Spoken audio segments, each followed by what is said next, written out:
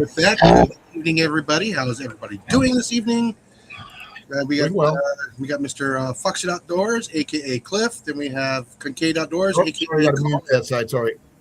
Yep. And then tonight we're going to be doing a sharing recipes if we can. If you want to go ahead and share your recipes, you can put them there in the chat. And I'm going to try and do a food challenge. Try to do a $10 budget for a meal for like 4 people, because that's kind of like the average sized families now. Hey, Dan or Tiffany, whoever it is. So yeah, so we're gonna try and do that. You can use food out of your garden if you wanted to help stretch that dollar. Try and count it as like you grew, you earned it. It costs only so much to make it in your garden.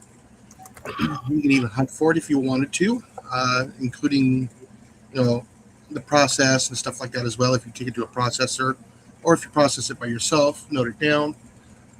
Stuff from the grocery store, just trying to get that budget, stretch that food dollar, because it's coming. So I figured I would do a challenge like that so everybody can have an idea how to stretch that food dollar. I mean, we did it back in the 1930s, early 40s. We did it back in the 1970s. So, like I said, we're going to be talking about, recipes like our grandma used to make and our mom used to make when we were children, which is, 50 years ago. Everything from the 50s up to about the 80s. Some of us ain't that old, damn it. You missed out on some of the awesome budget-saving meals. From the 60s, when I was 3 years old. Yeah, so if you try and get it just below the $10 mark, if at all possible, try and come up with different kinds of recipes. You can post it on on YouTube if you want. We'll try and come up with a hashtag for it, so everybody can go to everybody else's video and actually watch it. Get some ideas. Help spread the information. Because unfortunately, I think we might be coming down to that here soon. Don't want to, but yeah, if you can stretch your dollars to go out and have fun with your dollars a little bit later on, hey, all the better. Evening, Grace. How's it going? Grace? I didn't want to interrupt him while he was talking. Yeah. That's why I was typing. You were typing? Me too. Yeah, so I figured, what are some of the stuff that you guys used to have as kids? I know there's lots of recipes out there on the internet. This is a good way to, how to do it through modern ways. I do have some of the old ways on how to cook and everything else. I do have some of the older cast iron stuff. I do have old roasters back from the 70s, which work way better than the ones today. So it's also a good thing to keep an eye open there, just in case you go to the secondhand store and go, oh, wow, what is that? It's no, as a kid. So, anybody want to share first, or what are some of the meals that you remember? Mac and cheese with hot dogs. Oh yeah. So that's a good way to stretch a meal. A lot of times we would do like a tuna noodle casserole, or using the I've done that too. The Kraft mac and cheese, and you add some carrots and add some peas to it. Put the yes, the SOS. I'll get to that.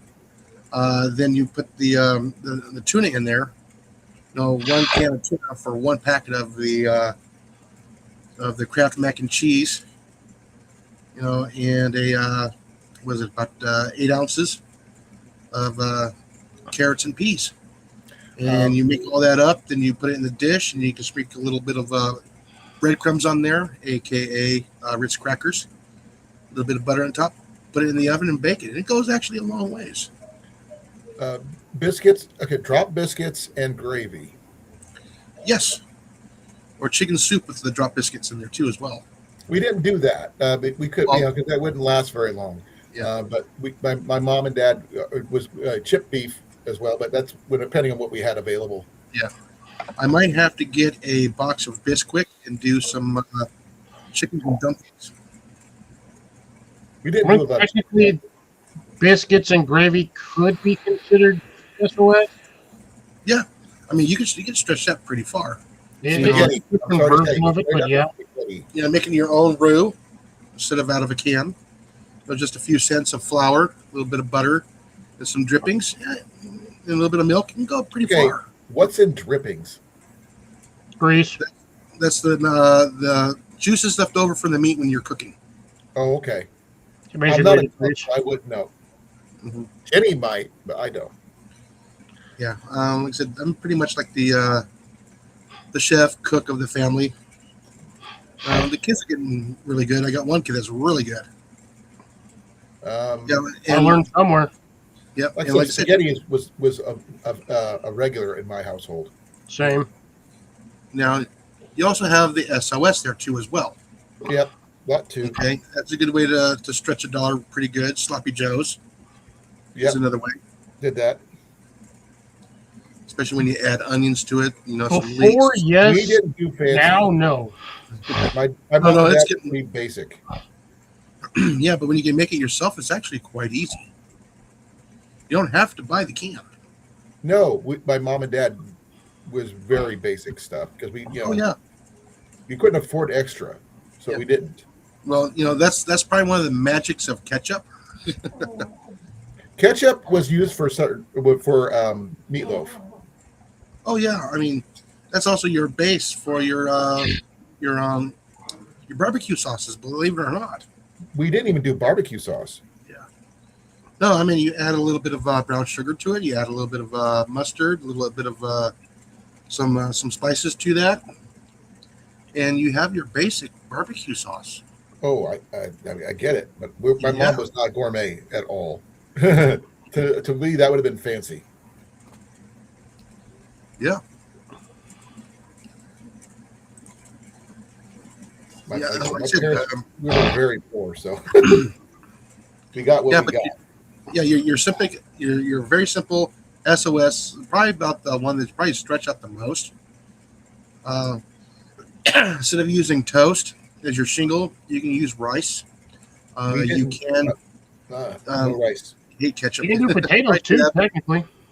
Potatoes. We did that over potatoes a lot. yeah. So you can do, like I said, if you wanted to, you can do like a um, hamburger. You can do sausage. You can do chicken, and you just do a can of Campbell's cream soup, half can of milk, mix it all in there, and you can pour that over your potatoes. Hey, it's gravy. Which technically no longer makes it SOS because the shingle was what made it an SOS, and the bread was technically a shingle. But if you Yes. do it over rice, That's something else. essentially it would almost be like rice porridge. Or a rice gravy, yeah. Yeah, along But something along it those lines. stretches it. I mean, you can really stretch that along really far. The Beef military stew did was a it back in standard in the our household too. Just regular yeah, beef stew. yeah, like I said, the military did that. The Marine Corps is famous for it. Is the SOS. My dad made that a lot. Super easy to make. Yeah, but they use the chip beef, and they would make the roux. Then they put it over the toast. That was a breakfast, No, or that even was supper. or even a supper. We didn't do that for breakfast. We couldn't afford it. If we had oatmeal, we were lucky. So yeah, you can look towards our United States military back during World War II on how to make a meal stretch. That's terrible, Deb. Yeah, I can understand that. Or you can make the American chop suey goulash. Goulash was common too. Yeah, but not like the traditional goulash from Hungary. It's more like the American chop suey. You just throw everything in there. Yeah, your Ours pasta. was basically like spaghetti, but with regular macaroni noodles. Yeah, that's the stuff that you use if you have leftover sauce. You do the following day. It's Oh, still no. This is it's still we had to spaghetti. stretch what we had. Oh yeah. But the one thing that my mom and dad never used was no salt, Mhm. because my little sister was had a kidney disorder, so no salt was used in any of our meals. Mm-hmm. Yeah, that changes the whole meal, by the way. It does. So if you can't use salt, we used a lot of pepper. Well, there's also other spices that you can use. You can We use your vegetables as a flavor enhancer too. No, they didn't do that. They just said you got pepper. That's what you got. Oh yeah, you can't Oh go yeah. wrong with it. Iced tea is easy. It's super cheap to buy and make gallons of it at a time. Oh, tea was common growing up. Well, can you imagine what you can do with your celery, Bologna. Oh my peppers, god. and onions is your basic flavors for anything really. Soup stock, essentially. Hmm. Bologna was common in our household too. Oh Not yeah, the big roll of bologna, just the sliced pre-sliced bologna, but it was like the cheapest stuff they can acquire. yeah. So that's probably one of the reasons why I don't like bologna. Well, I'll And I eat don't it. like rice, Basically, it's a bologna as the hot dog pancake. yeah, like I said, I basically. don't care much for hot dogs either. I mean, I'll eat them, but yeah, like I said, the bologna sandwich, yeah, I am gonna have That's to probably why your put a lot of condiments version on it. of pigs in a blanket is different. That's probably why. Yeah, different things are called different things from around the world and through actually the U.S. But like I said, I've never heard of pigs with a blanket without the actual pig part. Yeah, well, yeah, like I Because said, that's the whole point. yeah, like I said, a lot of people call it cabbage rolls. I grew up knowing it as pigs in a blanket because we probably use the sausage mixed in with hamburger and rice and tomato sauce, You and we guys wrapped it up cooked a lot more inside of fancier than we did. yeah, We didn't and have then, Yes, that. that's straight up a cabbage roll. yeah. Then you take the cabbage, you put it in boiling water to make it soft and pliable, and you just make little cabbage burritos, and you put it in your casserole dish. Then you put some tomato sauce on there, and you throw it in the oven. Wow. You guys, Mhm. you guys must have been more well off than we were. Yeah, but it stretched it pretty far, for 5 people in the family. Yeah, we had 5 people, but we never had that kind of setup. I wish that would have been nice, but no. Yeah, but like I said, we had a lot of rice and a lot of pasta when we were growing up. Yeah, my mom and dad made noodles from scratch a lot. Hmm. Not they never made like spaghetti noodles or anything like that, but just regular egg noodles. And then we would have one meal a week, which would be the really good one, and that would be the Sunday nights. That's what we used to go when we rabbit and squirrel and stuff like and pheasant and stuff. That's a lot of chickens dead. We didn't have a chicken, unfortunately. I mean, here's the thing though. They when they retire them from the plants, technically as an egg layer, they'll still lay an egg. It's just not as productive when they were in their youth. Yeah. You'll get one here, one there. Yeah, they're all Lucky, used up. maybe 2 to 3 a week, if that. Or every no, with the older ones, probably one every week. 2 maximum. Like I said, I'm not much of a chicken person per se for raising chickens.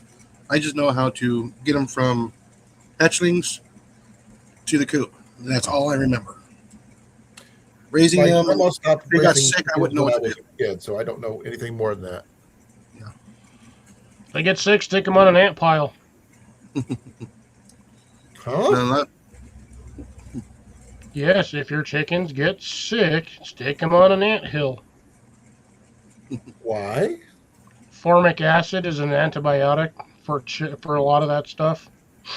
I had no I never idea. heard anything Look, like they that. have, like, Like I said, we mice didn't or- raise chickens ourselves. There's My a- mom and dad never had chickens. Couple species of birds that'll do that when they're not feeling well. They'll literally go freaking land on an ant hill, disturb it, and have the ants just crawl all over, and they get the formic acid from the ant spray. It's basically an antiseptic for whatever parasites or mites or whatnot that they have. See, I never knew that. I never heard of that too. It's the first time Yeah, for I never me. heard that. Yeah. I come across random information at 2:00 in the morning in the internet. We raised hunting dogs for hunting. So that's what we did. Hunting yeah, and fishing is basically our big things. 2 things we did. Yeah, you can also take a small roast. You can quick braise it. You can put it in an Instapot with the vegetables. You can stretch it pretty far that way. We didn't have an Instant Pot. We had a crock pot. Yeah. Old Well, school crock pot that took have all two- day to do anything with. I have 2 crock pots. I got a large one. I got a small one. Then I have the Instapot. We have like 9 or 12 of them. Mm-hmm. Large Ours is family not for a holidays, system so like everything that. goes in We crock changed pots. the other day. Man, I love the Instapot. Jenny wants one. We just don't have the space for it. I mean, like I said, I got the Dutch ovens too as well. I mean, I can try and go old school and cook them on the fire. I mean, I have time this week. I might be able to do 1 or 2 of them. I guess green bean casserole would be another old school one, but like, Oh, yeah. who just wants to sit there and just eat green beans with butter and what is Bacon bits. Cream of mushroom soup. that? Yeah, and crunchy bits on top. Cream But of like I celery said, soup. Thank you very yeah, but much. you can take chicken and you can slice it. You can brown it up and you can put it in there. So you got like a chicken divan. A what? Chicken divan. Green beans with chicken. Never did anything like that. Oh yeah. That wasn't a thing in my household. I think Well, my I mom don't do was the chicken. cook. Yeah, like I said, we've always had the bacon grease crock pot. We've always had that. Oh, Yeah, so whenever you make eggs, we take a little bit of that, put in the cast iron skillet, and we make my fried eggs or Wow. my omelets. you should do a cookbook there, Jason, because you cook really fancy for some. Well, I just take my book anyway. regular recipes, and yeah, I can bump them up kind of nice. I mean, it shows. Not everybody can do that. Oh, it's not hard. No, I mean literally, I am not a cook. Never have claimed to be. I can make certain things, but that's Hey, it. Des, how's it going? It Des? does. Long time no see, Des. Yeah, she's there. She's just not popped in. Yeah, like I said, it's not hard to actually cook. You just need to start cooking, and you learn as you go. Well, we don't do fancy good. We go what we can afford. Yeah, like I said, when I was 5 years old, and we got the magic microwave oven. First thing I We cooked had in there a, as a kid was an egg. I burnt No. hard-boiled eggs growing up. I'm that You don't- bad. No, you would take your coffee mug, and you put a little spray of Pam in there or a little bit of butter in there. Swirl it around inside the coffee mug. Put it in there. Wow, so you're essentially making an egg bake. You We would put never it- had a microwave. you would actually crack the egg, put it in there, sprinkle a little bit of salt and pepper on there, and you put it in the microwave for 90 seconds. How old were you when you had a microwave, Jason? About maybe 6 years old. We never had one until after I graduated high school. Yeah, it was the one that you turn the knob and you have the little flapper at the bottom of it to open. That was after I graduated high school that we got one of those. Yeah, that That's cost back in '86. That should tell you something. that cost my parents like $125 back then. My dad got theirs, I should say, secondhand. Back in '86, '87. What did I have? I think it was about 5 or 6 when we had a microwave too, but We didn't have one. I don't know. It was actually quite cool. So that's one of the first things that we learned how to cook. Oh, we did have a deep fryer though. A Fry Daddy type thing back in the day. yeah. We did that for like anything that could be fried it in the Fry Daddy. Just quick Yeah, and we would take a saucer, we put it over the cup, so if it did blow up, it wouldn't make a big mess. Wow. I Okay. always did the paper plates. Well, no, we were just using it in a ceramic coffee mug. Well, yeah, no, I know, but when I cover open things like that, I use a paper plate because when it explodes, it spreads out on a paper plate and it just sticks to the paper plate. When you French have that toast was very slippery surface, common it drips off. in my household. French toast and pancakes were very common, Mhm. and it was I know it's instant technically cereal most mornings. cereal too. A lot of oatmeal though. Yeah, God. We actually eat a lot of stuff like that for supper too, because that's what we can afford. I have Yeah, so much oatmeal right now. but that's the challenge. Is try to stretch a full meal under $10. That's actually quite a bit. If you think about it, if you choose the right items, you can stretch that to a Well, fairly large meal. $10, I could eat for like a week if I really like paid attention to what I was doing. Oh yeah, and shopping smart. I mean, you get a bag of rice. I know a couple of different proteins, a couple of vegetables. You can go pretty far. Everything but the rice. In my book, no rice. Depends on where you go. Sometimes rice is cheap. Sometimes it's expensive. Yeah, like I I said, won't touch it. I pay for the better rice instead of the cheap stuff. I actually get the long grain white rice.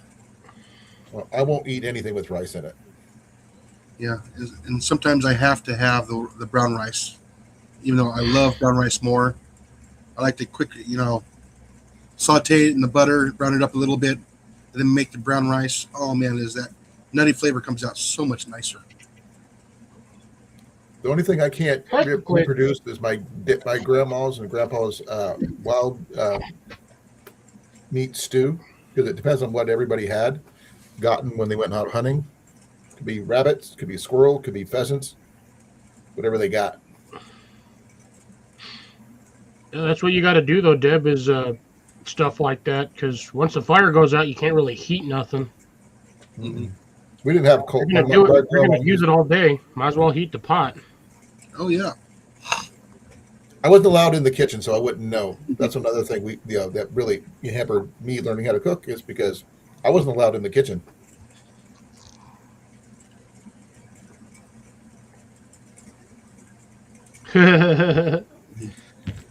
Roasted at, tried to grill a chicken. Turns out basically like eating shoe leather.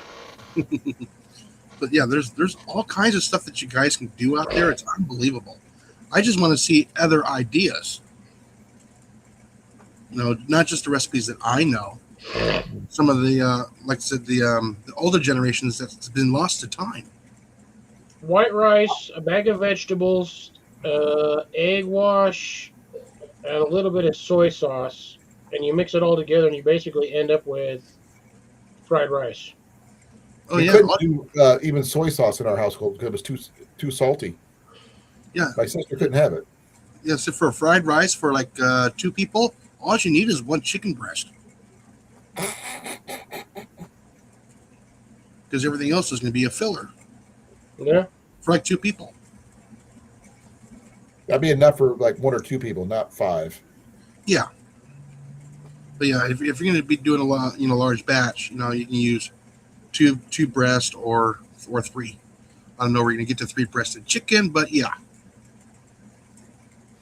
I mean, you could just buy 2 packs of doubles and then you'll just have a single one for later. Yeah. Or you could just make it real chicken heavy and just straight up just use all 4 of them. Yeah. But then again, I mean, you could just add another 1/4 cup of rice. The veggies should be fine if you use like a mixed medley bag. So you'll have enough veggies in there. And then you got your eggs. Yeah, a couple of eggs in there, like I said, a little bit of seasoning, and then you'll have, I mean, that'd be good for at least 3 days worth of food for 2 people, 3-4 days. Oh yeah. Especially when you add your peppers, your celery, and your onions. You can throw in peas in there if you wanted to. So Yeah, he's gonna going to make use some a lot. chicken. Yeah, so your basic 3 vegetable spices. It says be celery, and it's going to be onions, and it's going to be peppers. Now you We can never also, had peppers, though. That's the only thing we didn't use. yeah. I mean, you can get a pepper, and you just like your regular bell pepper, ones with the 4 little pieces at the bottom. So you can get that the female pepper, and you can slice it up in tiny little squares, and you can get that that nice little pepper flavor in there. I mean, if you wanted to, you can do the same thing with the you can add carrots, you can add peas, you can do leeks, you can do bok choy, you can do cabbage. There's all kinds of stuff. I mean, how far can you stretch a head of cabbage? Very far, because I wouldn't use it. Well, it depends what you're using it for. Oh yeah. No, we can't have it. You either slice it like you're making coleslaw, Mm-hmm.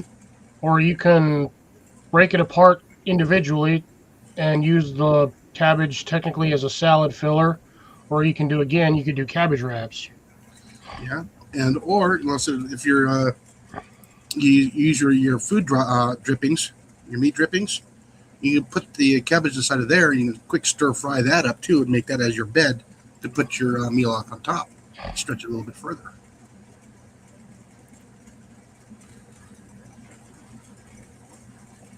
I mean, a lot of stuff can be soups, but it's just getting enough of the seasonings in a soup. Yeah, it's like I said, I know Deb makes bone broth. That bone broth for chickens goes really, really far. You throw in a couple of, a couple of celery, a couple of carrots, and you can. And when you get it all boiled and let it simmer down. Ooh, look who popped in. What's up, Eddie? Hey, Eddie. Then you get your colander with your cheesecloth. You pour it in there and let it, brew, as you say, like a coffee maker. You just let it go through. Then you come back later on. You can either leave the fat in there on the collagen, or you can leave it in there and use that as part of the soup for a lot of your proteins. You ever use ham hocks? Yes. My they used to ham and beans was very common Yes. over cornbread, Mm-hmm. or with cornbread, I should say. I don't put it over it because that would just make it soggy. Hey, how's it going? Yes, I can barbecue. Hey, Simon, how you doing? There we go. That's his name. Forgot my brain was like. It's hard to read because it's all in one word. It's like, okay, what is that? Let me break that down. Hey, Simon. I don't even have my my glasses on, but yeah. So yeah, there's many different ways you can stretch old school meals. I mean, like I said, I don't know if pizza is one of them because the toppings are the most expensive part of a pizza. Not if you just do straight up cheese. That's still the cheese is the most expensive part of the pizza. Well, if that's what you can afford, that's what you use. Yeah. Well, that doesn't mean that you can't make like a calzone or a Baron sandwich. I never even knew what a calzone was until I was in my 20s. Yeah, it's a folded pizza. Taco, essentially a pizza taco. No, I didn't know what it was. I didn't have my first one until I had one at from Pizza Hut when I was, Yeah, everybody's all get the calzones and everything else. I'm going, no, there's less toppings in it. No, the Pizza Hut had the pizzone. Mm-hmm. That's what they marketed it at, because it was called the pizzone as a breakdown of Pizza Hut and calzone. Yeah, and the calzone is a trade name. That's why it was the pizzone. Yeah, at my store we have calzone, so because ours is technically ours is a Chicago style, so we can actually go with it and not get whacked for cultural appropriation. Spanish, but I bet in Spanish how would you pronounce calzone? Oh God, it always throws me off when they ask for it too, and I know the words, but it always throws me off. The worst one is when they tell me they want a Hawaiiano. It's basically a Hawaiian with an O at the end. Like, I've always had trouble with so-called Hawaiian pizzas. Yeah, Simon, calzone is a place in California. It's a California zone. Is it before or after Beverly Hills? No, it's Spanish for calzone is calzones. Probably more Italian or Spanish. Or Spanish from Spain. I'm not sure exactly where that came from. Calzone is calzone is, but not calzone. The Spanish, like I said, the Spanish word for calzone is calzones, which is basically just adding a Z to the end. Mm-hmm. But is it the same thing? I don't know. No, calzone is. No, what is it? Not underwear. It's Oh my god. Underwear. Because it sounds familiar. Yeah. No, I know the damn Spanish word for underwear is. My brain just died on me. I'm not much on Spanish. Oh my god. Oh. I know chanclas is sandals. Zapatos is shoes. Pantalones is pants. Damn, what the hell's underwear? My brain just shut off completely. I don't know. But yeah, there's like I said, my parents used to make what is the thing? My mom used to make it was called a Baron sandwich. You take the pizza dough and it'd be a large square, and then you put your sauce in there. You put some cheese in there, a little bit of toppings. Then you would fold it up and have a little crust on top. You'd butter it, then you throw it in the oven. Oh wow. Yeah, so basically, yeah, you I wish did my mom would've the done something like that. pan pizzas in like the baking square in the bit like on a baking sheet. Yeah, but you would actually close it up. You would fold Oh, it in the fold oven. it over. Going up. Yeah, and he would pinch it closed. Interesting. Your mom Yeah. must have been much better cook than mine. Mine didn't do that. I don't know where she learned that from, so I don't know. I just remember having it as a kid, and then we'd cut it up into pieces and eat it up like a sandwich. Do you ever do any like Irish stew? No, I grew up with Irish stew a lot. Mhm. 'Cause it would be in like big 5-gallon big pots. no. Mm-mm. That I learned how to make. I mean, for all I care, you can make rock soup. Stone soup? Yeah, or stone soup. Yeah, Well, you only got to do that in Hawaii where the chickens are tougher than the damn rocks are.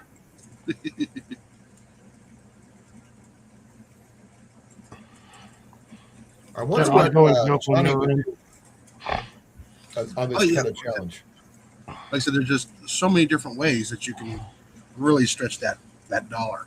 No, I just was wondering what Johnny would do. Yeah. Or even corn-fed, because they are actually both professional. Oh, yeah. cooks. Johnny's closer to the ocean than a lot of us. He would most likely just go fishing and catch whatever he can catch, and probably do like a little mini octopus or tilapia or whatever else he's got down there. Maybe some rockfish. Yeah, Or he that's can pull another thing stuff from his garden too. He's got a really extensive garden like you do, so he's got some options. Yeah, so I got those options too. It's just a lot of people that are going to be inside the city don't have those options. I grew up in a small town. We didn't have a lot of options either. Yeah. You actually have an option that you could do if they had them in your area. That would be the armadillos or pig, boar. Texas speed bumps. You don't eat those things. You don't eat those things. It's not good for you. You eat what you got. You ain't eating a Texas speed bump. Trust me. No.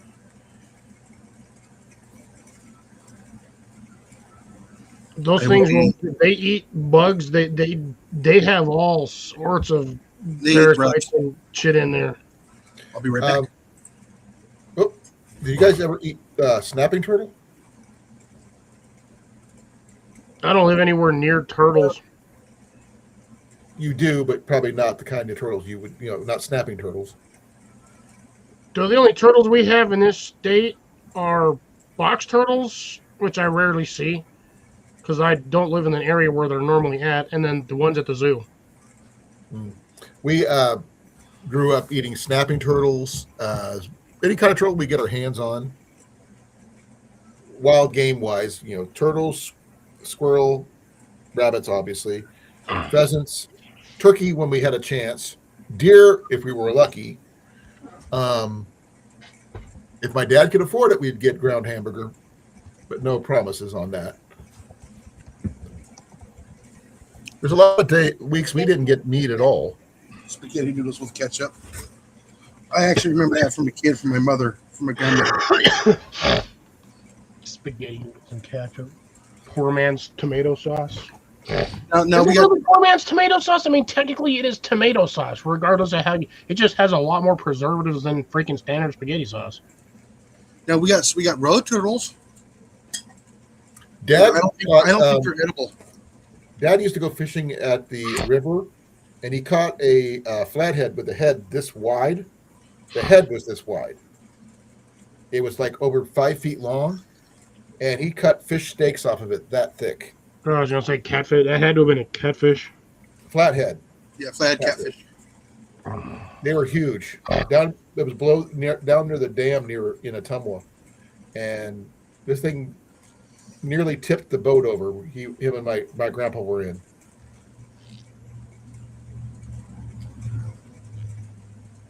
That's So, a big like I fish. said, we fished what we could for, hunted when we could, that kind of thing. Yeah, so I figured if anybody wants to, they can do a hashtag a $10 meal challenge or $10 dinner challenge. Hashtag $10. No, the 10 with the dollar sign on there. Dinner challenge.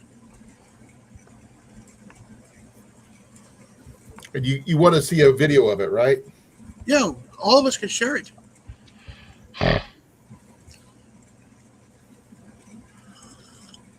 That's all one word, no spaces, right? Yeah, let's do it just all one word.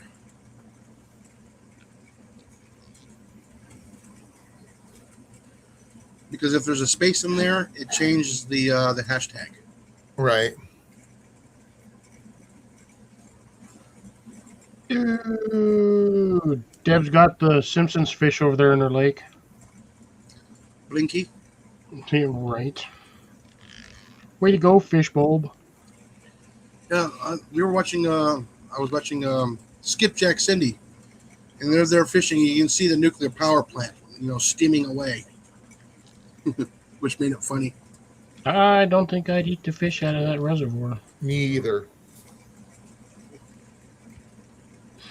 But then again, I don't eat a lot of fish anymore. Probably should, but no, thank you. I'll pass on that 100%. Everybody has their things that they don't eat, Cliff. You know that. You can grow your own. I mean, I technically could grow my own fish.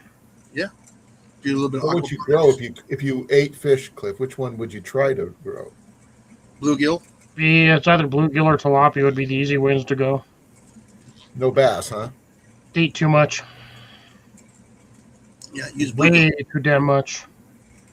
Big enough, they'll start eating the other fish in the tank. True. I mean, I've seen some big bucket mouths try to eat some rather sizable fish. Well, I know You're like, growing how'd up, you even we get eat that a lot in of there? striped bass and stuff like that, as well. The occasional carp, if we had to. Oh god, there was a couple of lakes in Denver that had carp that they were like, if you grab it, throw it on the freaking dirt and just leave it there. Like I said, just take out the mud vein. Dad used to use the clay method when we had to cook those. Coat it in clay after he gutted it, and then throw it in the fire. I suppose it would help get the slime layer off. And when you pull back when it was done, you pull back the clay after it's hardened. It ripped off all the outer parts, and all you had left was the meat and some of the bones, obviously. But it was a very cheap and easy method. God, I'm trying to remember as a kid what I grew up eating that was cheap, super cheap. A lot of the times it was potatoes, eggs, pancakes, cereal, and shit on a shingle. Don't forget the Vanny Caps fish sticks. Oh yeah, nope. I stopped eating those after 5. When I ate an entire box of 64. No chicken myself. nuggies, huh? Make your own. It's not hard. We never did. Just a little bit of breading, and you can make your own little chicken strips. I believe you people could, but we didn't. Yeah, like I said, We ate a lot of French toast, scrambled eggs, pancakes, spaghetti, meatloaf, and grilled cheese. With occasional, we get the beef and noodles, or chicken and noodles, or turkey noodles, depending on what meat we had to go with it. And mashed potatoes was a common thing. No, what was it? Was it the one we used to eat when we were kids? It was And a lot of hot dogs. it was a cornbread, then the hamburger with some cheese and some spices, and then we put cornbread on top of that casserole. I don't know anything about that one. I remember that. What I mean. I never heard of that one. Cornbread we used with ham and beans and cornbread. And that's all. Yeah, but that'd be on the side. It wouldn't be all like in one pan. You do the ham, you throw it on there, you throw the beans, and then Standard casserole. cornbread. I actually love cornbread by itself. Oh, cornbread's awesome. A little bit of that. You do it right. You don't even need butter or anything on it. Just eat it just the way it is. No, you just take your butter and you whip your honey in there and you put it on the cornbread. It's actually really good. You had honey growing up? Yeah, oh yeah, we had honey. We didn't. A lot of the yeah, we had the beehives out there, the beekeepers. They would always bring them in for the alfalfa fields, and we would get the alfalfa honey. No. The only time we actually ate a big, huge meals is like when we were doing big family get-togethers. Otherwise, we ate as cheap as possible. Mm-hmm. Anything we can make with bread, because we made, like I said, we made pigs in a blanket. It was with cheese, a piece of bread, and a hot dog baked with, and we had to, we got 2 of those, and that was supper. We just called those hot dog sandwiches. Yeah. The fried hot Now, dogs. this was not cooked on the stove, So my mom did that too. Just boil hot dogs in water kind of thing. But pigs in a blanket were different. No, like I said, I remember getting the hot dogs. My mom would cut them in half. Fry them a little bit of. Got some news for you, Jason. Oh, what's that? I don't know. Just want to find out. I hope it's good. But yeah, we used to just cut the hot dogs in half. She'd fry them in butter, then she'd put them on the bread. We'd have some, mayonnaise, mustard, and cheese on there. No, my mom would bend them, put them on the spikes, close the lid, and push the button. Oh, They moved up. The 10 Killer meetup is the same weekend as Matt's. They moved it up a week. Oh, I'm not worried about the 10 Killer meetup. What's the 10 Killer meetup? That's the one that's up in Oklahoma. Arkansas? At Lake 10 Killer. Oh, I'm not familiar with that one. Mm-hmm. That's where a lot of people go, and it's just for like 3 days. Everybody gets there on a Friday, and everybody leaves on a Saturday on a Sunday.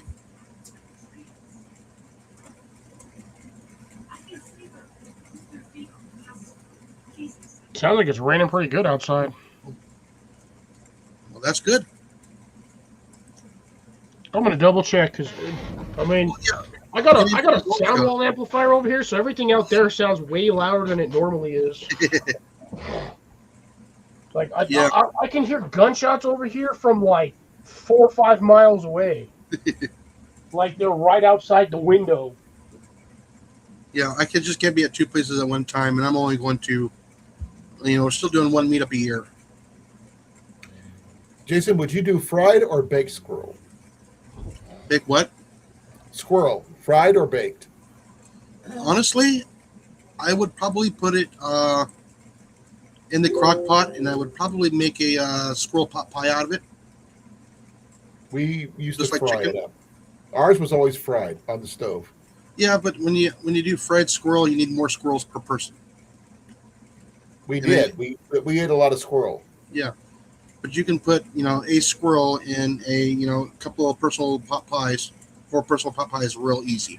Oh, we never did that. That would have been too much. Yeah, I remember when those damn things were like 25 cents a piece. The banquet ones? Yeah, the little you do just stick it in the microwave for like a minute 30. Yeah, Or 2 minutes, and you'd have those. Used to get them, depending on the sales, you could get 5 for $1. Yeah, my granny used to save every one of those little tins. Before I Really? found out I was allergic, one of the things that was common in my household was peanut butter and jelly. Mhm.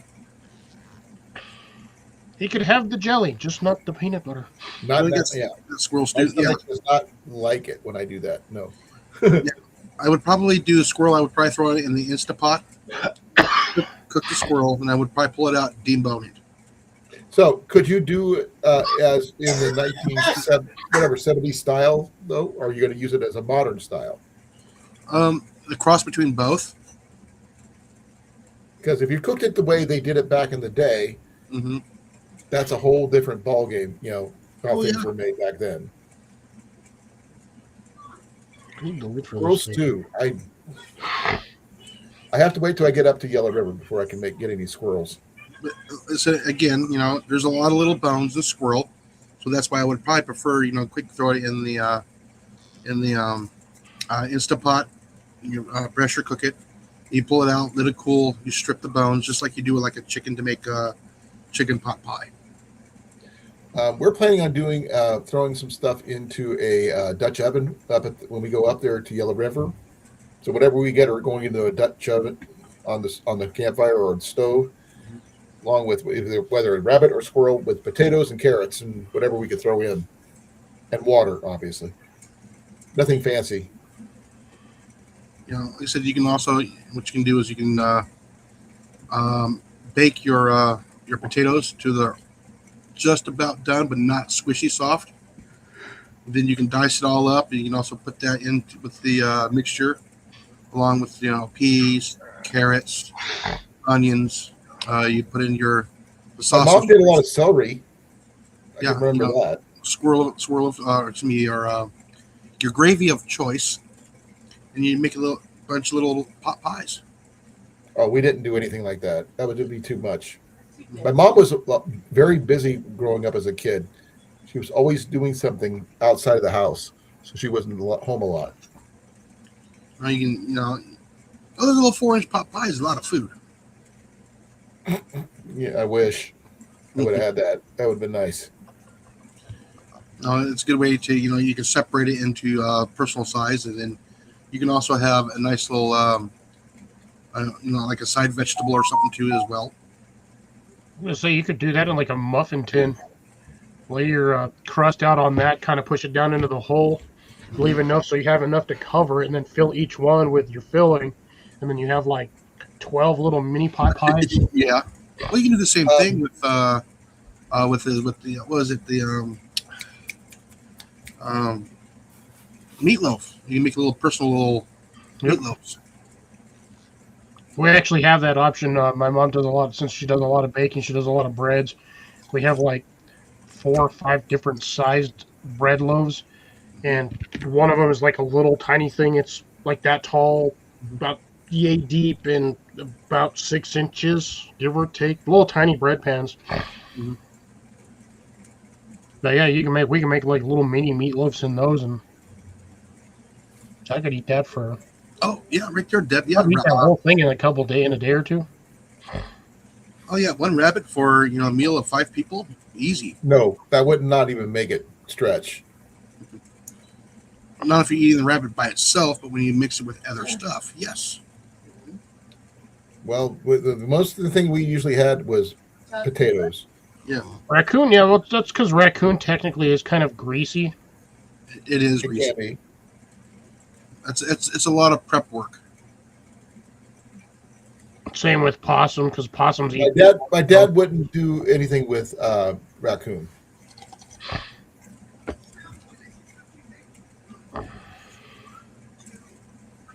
I mean, the food's out there. You just got to go get it. Make sure you're licensed and you get it within during season, so you don't get in trouble. Well, the one thing my grandma and grandpa used to do back before they, back, let's see, was it? My dad was born in 1942. So during that era, they didn't have hunting license back then. So everybody just threw whatever they got into the pot or whatever they made. My grandma did with it and try to feed 11 kids. Yeah, raccoon is still greasy. Yeah, fatty. Skunk. Try to eat a skunk. No. I don't want to get anywhere near a skunk. I mean, No. meat is meat. My But at the same uncle time, hunted bear. He ate bear. bear's greasy as hell too. Yeah, but a big bear could feed a lot of people, and it did. Well, so can a deer. So can stag and elk. No elk in Iowa. So can a freaking bull moose if you decide you want to be dumb enough to try to hunt one of them things. Like I said, none of that stuff was available in Iowa. So, my grandparents lived in the poorest part of town growing up.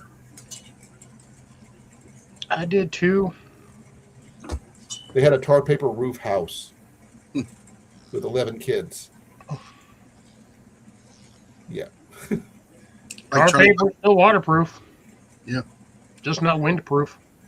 Grandpa actually used to work for Hormel back in the day. Damn. I mean, anybody else in the chat want to throw something in? Well, like I said, I'm I mean, still we going to know go everything with in the comments my is standard is grilled cheese. Grilled cheese goes a long way. No, don't. Grilled cheese and tomato soup. Now, I remember my granny making spaghetti noodles and putting ketchup on it. I don't know if my mom did the ketchup. But I can't remember if she did. She was an adult during the Great Depression. So is my grandma's. Yeah.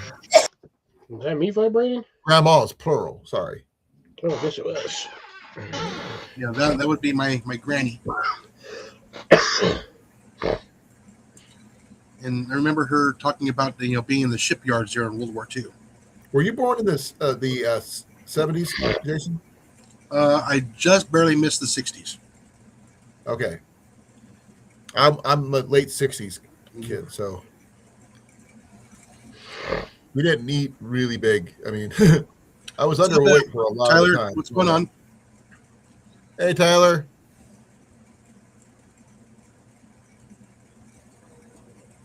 Oh, cool. Did you get him? Awesome. Did he get him, though? That's the question. I don't know. Probably have to watch the video. 50 yards is nothing for him, though. He can shoot out that far with his air rifle. Oh, yeah. Yeah, Deb's mom was a kid during the Depression. Oh, yeah. And, I've heard of, all kinds of different, unusual meals that they made then. Goat was common growing up. My grandma's. My mom said my grandma talked about. But it's amazing how the supermarkets and convenience have made a lot of the different meals from that era disappear. What was it? What was it? Was it baking powder something? Baking powder biscuits was common. Yeah.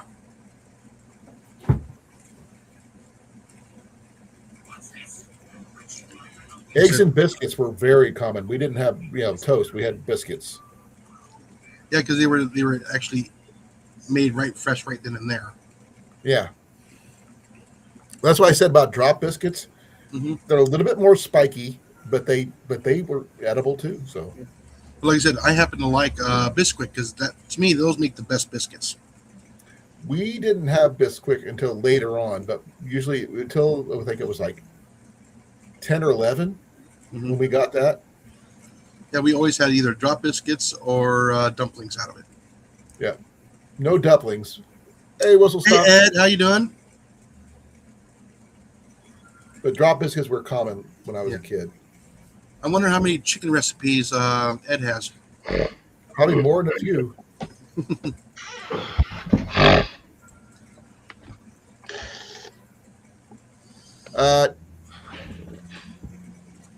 Okay. All right, Tyler. I refuse to be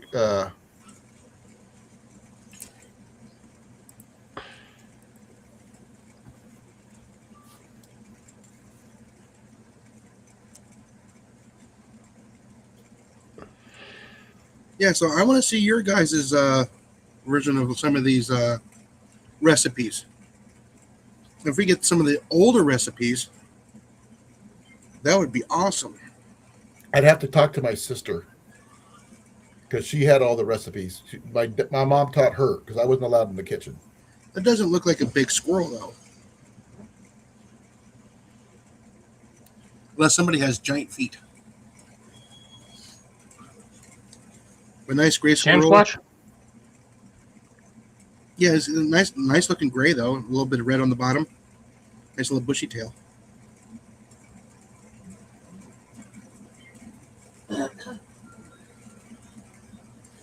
Wouldn't a squirrel call just be like chattering? Depends on which kind of squirrel call you use. There's the one you can use the two order method, or you can use the mouth one. I'm not sure how that one works. I'm sure that Tyler knows that one really well. Yeah. You're going to have to do a video on the squirrel call. I remember my dad talked about one that a friend of his used. That he put it in his mouth and he did that sound. I don't know. I never saw how he did it. So That's why I said that, Ed. We're doing like a $10 food challenge or a $10 dinner challenge. And see what anybody can come up with to feed like a family of 4 for under $10. I'm talking about the full meal. It could be a 1-dish meal. It can be a 3-dish meal, 4-dish meal, but under $10.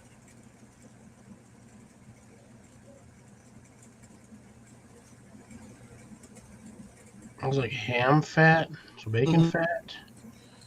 okay, I'm still messing up what cracklings are. So they never Bacon called with it fried pork fat.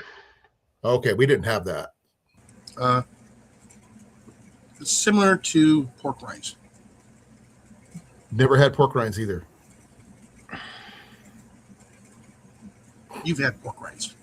No, Chicharrones. The chicharrones. Yeah. Chicharrones. the what? The bacons. Yeah, the bacons. Yeah. We had bacon, but that was it. No, bacons. It comes in a red bag. Mm-mm.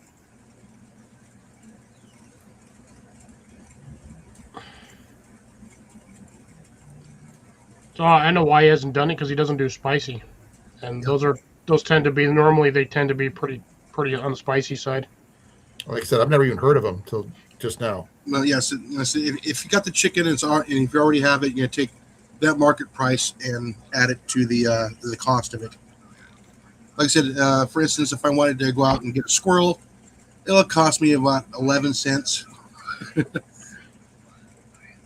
The cost of a pellet.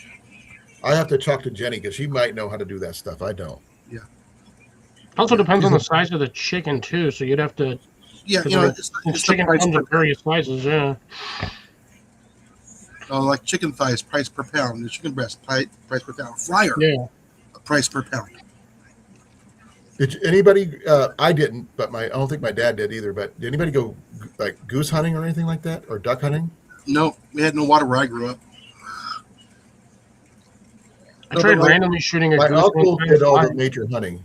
I mean, yeah. Can you imagine how much food you can get with just a fryer, a small fryer? That's a lot of food Get or make.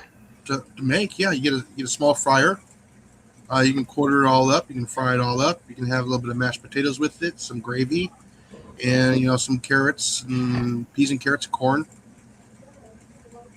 Deep fried potato. Fried potatoes were common. Yeah, they're called potato chips.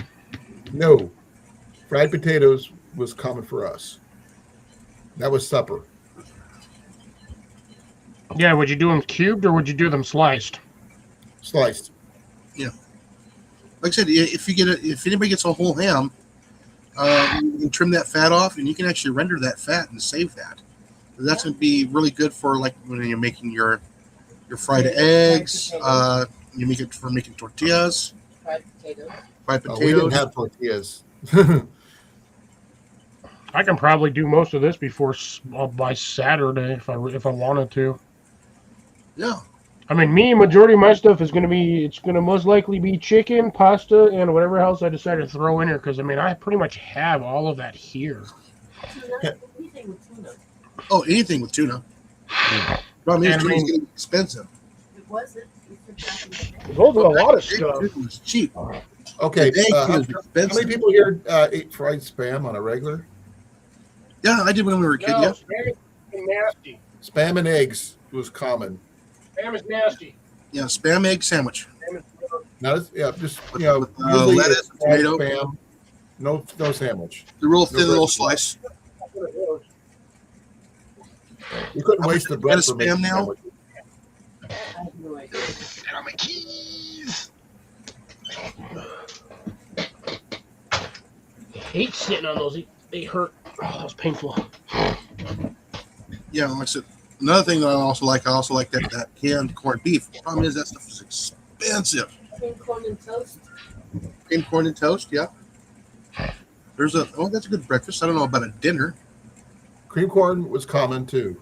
Yeah. When you're budgeting. Yeah, when you're budgeting, cream corn toast, a little bit of salt and pepper, hey, it goes a long ways. So, like, extremely poor man's cornbread? Yeah, it's way better than beans and toast. Yes. But that is like the extreme measure of poor man's cornbread, because that's essentially what creamed corn is. It's just really wet cornbread on top of bread. Yeah. That all sounds gross, and somehow I kind of want to try it at least once. But then there's also the pork and beans and hot dogs. You get 2 cans of pork and beans from Vandy Camps, and They then got the little white things. yeah, with little pieces of the big or the pork in there. Yeah, the one random piece of pork in there. It's called think- pork and beans, not beans with a piece of pork. Yeah, it's beans with a piece of pork now. Yeah. And then you take your hot dogs and you cut them in little wheels. Yep, I used to do that. You get a bowl of that, and that was dinner sometimes. Yeah. And hot dogs were cheap as beans back then. Yeah, especially Hot when you dogs were common with us. what was it, bologna, 25 cents hot for an dogs. 8-pack? Something, well, probably when you were a kid. When I was a little older, they were in the dollar range, like $1.50, $2, depending on the brand you bought. 50 cents back in the day. Mm-hmm. Yeah, I did that before. Get the baked beans, chopped up a hot dog or two, shoved it in there, stuck it in a pot, let it simmer for about 10-15 minutes. All nice and hot, and then pour it out in a bowl or a plate. And I would have like a little piece of bread on that. I would actually eat that with toast, mind you. So it wasn't the like British breakfast of beans and toast and the one egg. No, I actually used to eat that with the bread. Well, like I said, I'll be right back, guys. I gotta go talk to Jenny real quick. Yeah. Okay. now, before I met Molly, I would actually take a can of soup. I'd pop a hole in the top of it. Then I would put that inside the coffee maker, and I'd run the hot water into there. And when I got home, it was nice and hot.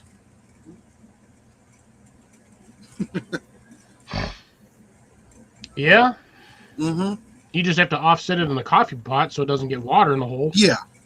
A lot of times I put like a piece of foil over it so it wouldn't go inside the can. But yeah, I mean, and you don't fill the pot. You just have to get the pot half full of water with the can in there. Well, that thing stays on for a while too because the heating element's got to keep that water hot. Well, yes, I would come home. I would do that. And then I'd turn around. I'd continue on and go fishing.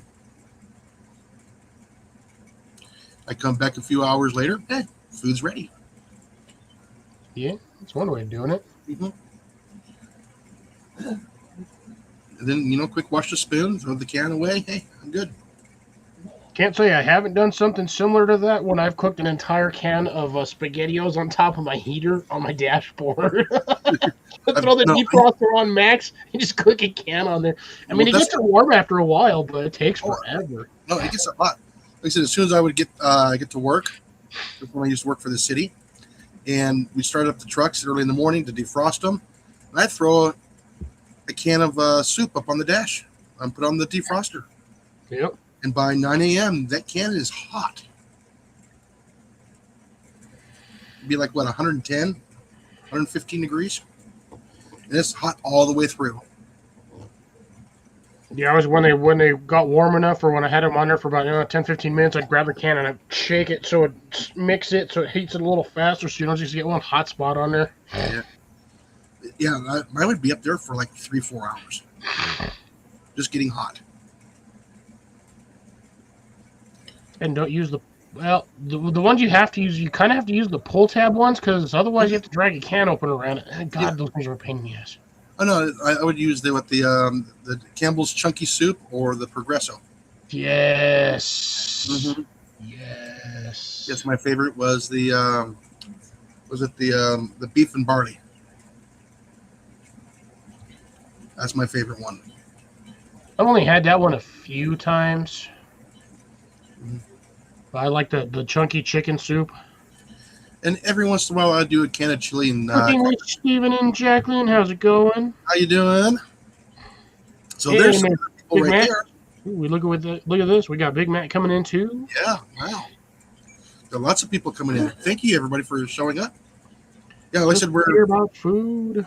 we'll say this again. So we're going to be doing a hashtag $10 dinner challenge.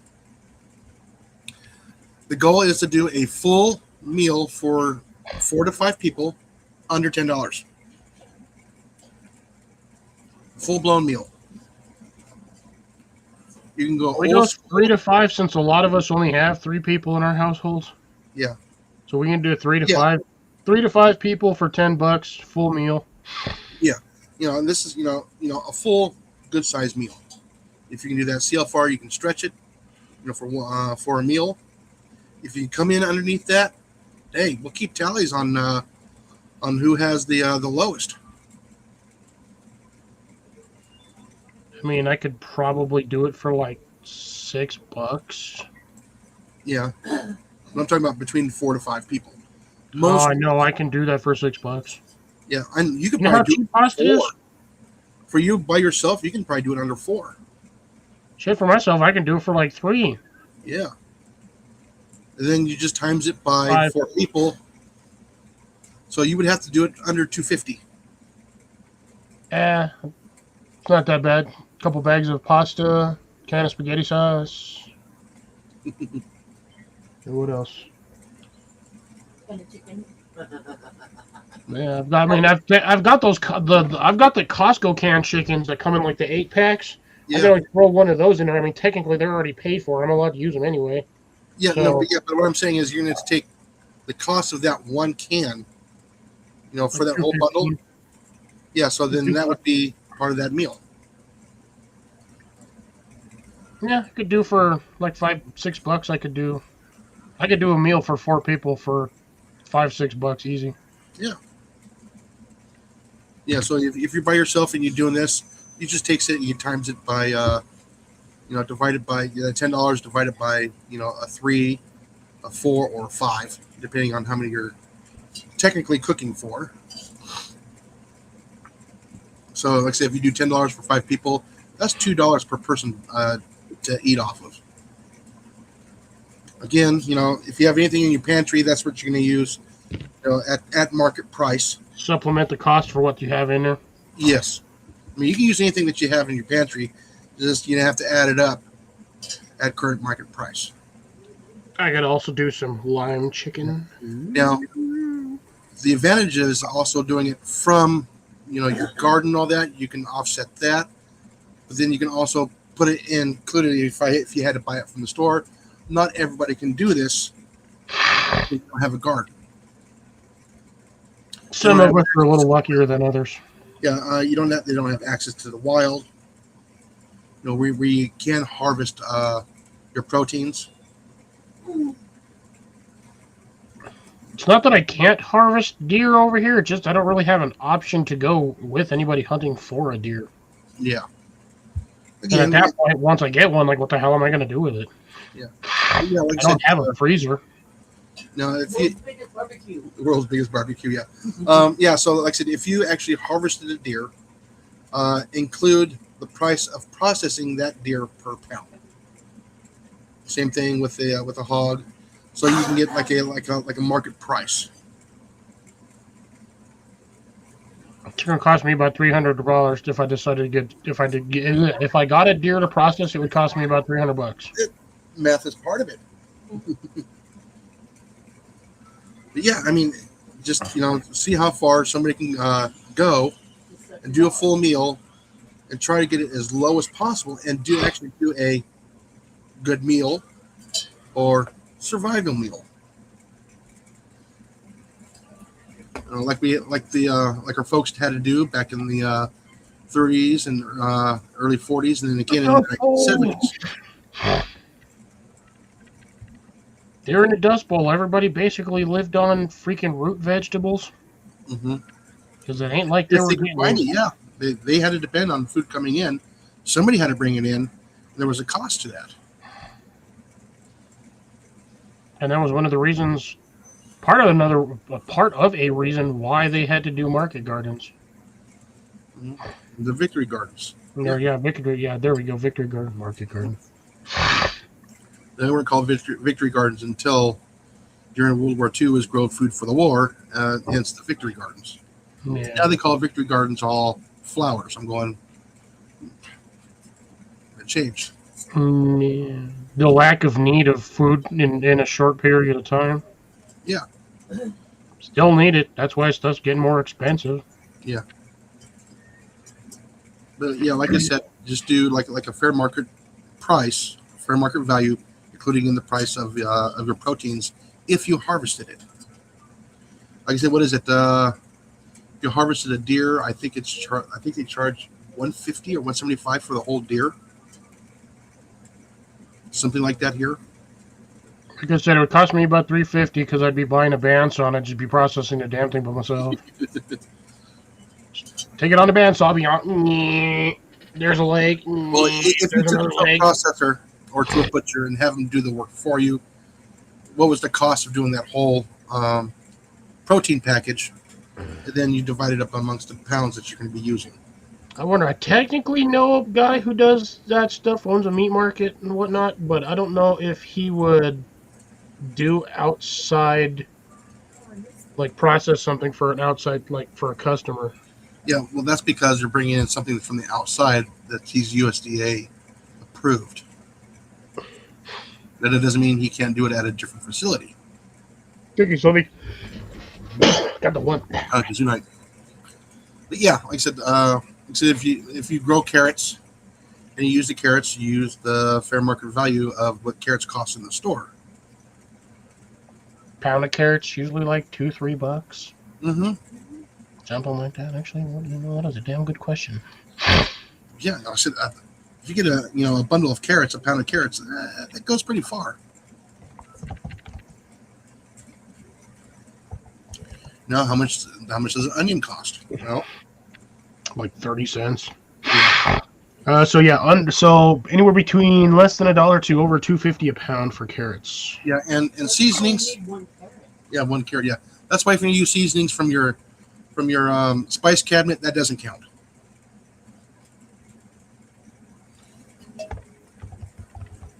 Let's see. Price of salt and pepper don't count. Bag of onions, roughly anywhere between $1 to $2 per pound. Now, if you use a Del Monte taco packet, include that price. Yeah. That was purchased. Oh, that'll be like for that. Yeah, unfortunately, those things are like $3.50, $4 now. Them suckers are getting expensive. Ridiculous, I know. Dude, have you seen how much like a pack the hamburger helpers? I mean, not hamburger helper. The Sloppy Joe packet mixes now. Oh, I know, it's crazy. Like $3 a packet. And there's only probably 7 cents of material inside that packet. I don't even. Yeah, if that. Mm-hmm. I'm glad I got a whole bunch of them when I found them on sale. Mm-hmm. I bought the off-brand versions, and they still taste just fine. Yeah, the Great Value. I believe that's what it was. It was either Great Value or Kroger. I think I have it sitting right here. Nope, I moved it. Damn it, I moved it. Yeah, some things you have to have the name brand. But I mean, the funny thing is, if I actually took one of those packets and I actually looked at the ingredient list on there, I probably already grow half to 3/4 of the ingredients in a damn packet of seasoning mix. Oh, yeah. I mean, technically, if you have the poblano peppers, you dry them out and put them in the grinder. Hey, there's your paprika. After you've roasted it, put it in the dehydrator. Dehydrate it, then you throw it in your grinder. Hey, seasoning. Deb, stop speeding.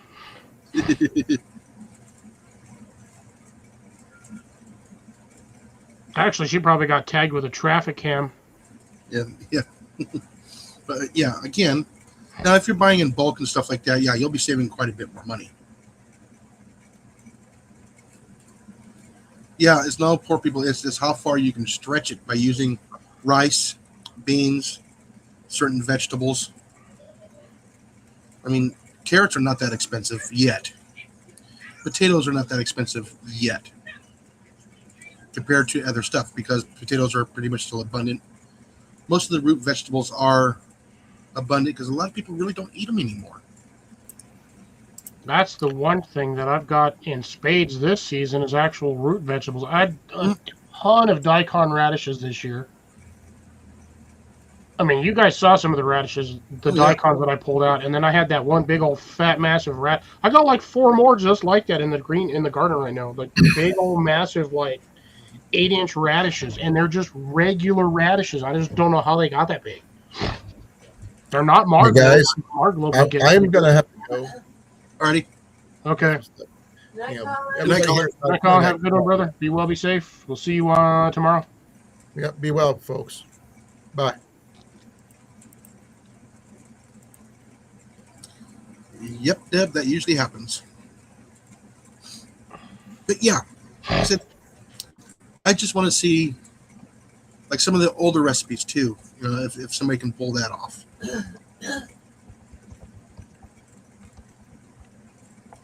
Oh yeah. I mean, you can get a can of tomato paste for what 99 cents now, or just a little bit of ketchup, a little bit of mustard, a little bit of brown sugar, and some other spices.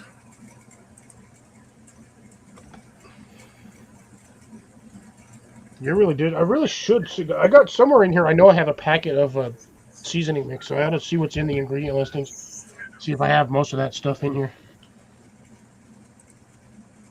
Because I'm pretty sure I have most of the ingredients for that. Oh yeah. No, Deb, you just wait. You slam on the brakes. If they're behind you, they shouldn't be behind you that close. And guess what? Most of the stuff is rear end states. So yeah, you'd be getting money anyway for a brand new vehicle.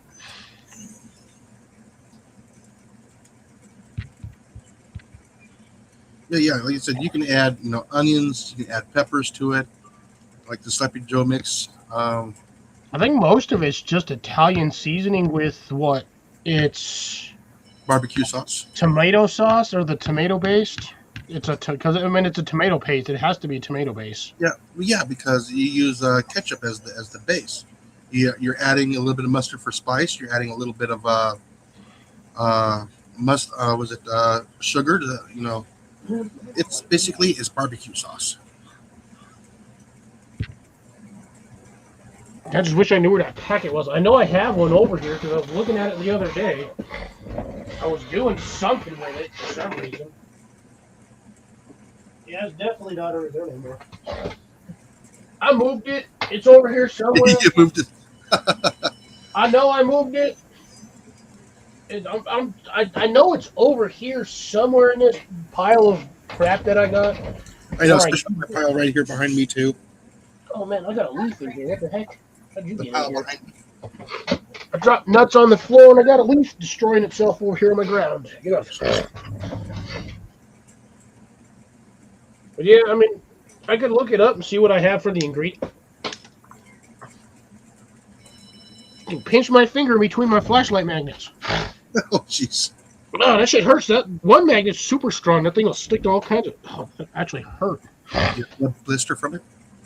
No, it'll probably just turn my finger purple in like 4 days. I don't know. Either that or I mean, I didn't get it like real bad, but I did get like a good pinch of meat in there. Oh, well, this is not as bad as a foothold trap, so you're good. T-Rex trap on the pinky toe. Ah. That was funny. Yeah. So yeah, I don't know what kind of meals I'm gonna prepare yet, but I know I'll probably do a couple of them. Probably just do one, but again, mostly I like making pastas just because it's easy, cheap, fast, and I can eat like pasta for like 2-3 days. I know one of them is probably going to be my SOR, so I know I can stretch that one pretty far. So a pound of ground beef, a can of cream of mushroom soup, onion, 2 cups of rice. Yeah, that's definitely that. You can definitely stretch that one. And a half a cup of milk. You want to make it creamy, not watery.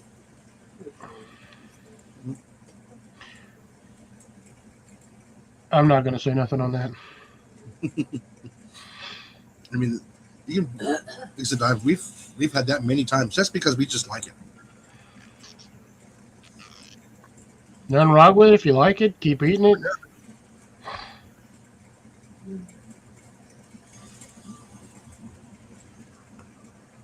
I mean, we can also do like a Spanish rice type thing too, or Spaniard rice. I was gonna say you're in Texas. Yeah, you do a little bit of hamburger meat, a little bit of corn. No, you can do carrots and peas in there, a little bit of red sauce or tomato juice when you're making your rice. It essentially would make that like rice chili. Rotel. Or the rotel, Rotel. the rotel. I mean that stretches pretty far. Again, you're using the rice to make the meal larger. It's a filler. You're right. I was gonna say rice is definitely a filler because you eat it and like 20 minutes later you're still hungry again. Yeah, then same thing when you're making like chili. You add the beans in there to stretch it further. I don't know how to see what I can do. Yeah. I mean, I technically have enough beans to hydrate and make a meal out of, but I don't know what I would do after that. I could technically make chili beans. I have everything I need for it, theoretically. Yeah. Well, actually, physically. So I will put the. Actually, I can do that probably right now. The only thing I don't have is enough pinto beans or true black beans. I have the black turtle bush beans, but I mean that's not really like traditional black bean.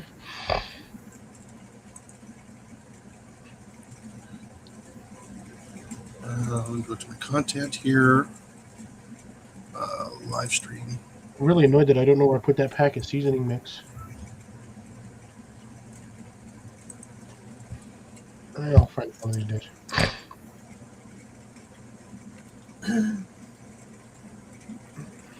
Oh, where's that? Where's that at?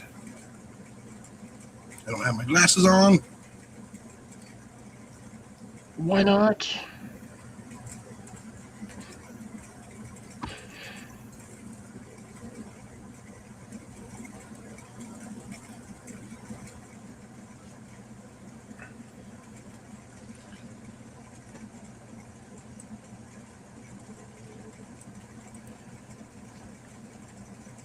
Should be talking while he's sitting there doing that because Yeah. I don't really know what to talk about. Because I mean, I wasn't lucky enough to grow.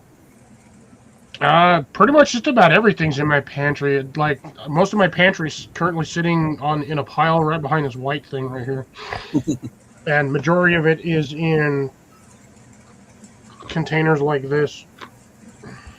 All right. I just put the hashtag into the description below if anybody wants to do that. So you can copy and paste it if they wanted to. Which is going to be hashtag $10 dinner challenge. All one word. And Eddie, how you doing? He's been here. He can't. Yeah, I know. I just didn't say it earlier. I wasn't thinking. I was probably preoccupied with something. Oh, where the hell are my black beans at? I mean, you guys can go watch other YouTube videos and figure out, hell, that'd be a good idea. That'd be a good meal. Let's try making that. I don't know where the rest of my beans at. I'm just going to show, I'm going to try and do the whole process of cooking it and describing it, as I'm cooking it too. See, so here's just to show off some of the stuff I have. I've got more black turtle bush beans. I have like almost a whole container somewhere. But this is some of the stuff I have. So these are the black turtle bush beans. That's not a lot. And then I have, that was last season's thing, and these were the purple peas or the cow peas, which I don't know why they call it cow pea when it's still a freaking bean. Mm-hmm. Getting these off sometimes is a pain in the butt. But this was almost, yeah, it was like stuck on there. That one, as you can see, is significantly fuller than this one here. And then I have, from this season, this was what I got out of it this year. But I can mix them all together and have them all into one container, actually, now at this point. I think they're dry enough. So there's a full 2 seasons worth of beans, but again, this was only growing off of like maybe 5-6 plants. So I do technically have a lot of this stuff already in stock from plants grown seasons before. So, I mean, I could mix all of these with equal parts of these and some of the pinto beans I have in the house already to make a good meal there. A 3-bean soup. Yeah. Or a three-bean casserole or something like that. No, I'd probably do like a 3-bean chili if I was going to do anything like that. Mm-hmm. I think that'd be the more beneficial run, would be doing like a 3-bean chili and then some... the soup, okay. Well, it says chili is a soup. Say what? Well, it says chili is a soup. Technically... It is. Until it gets really thick, in which case it's a paste.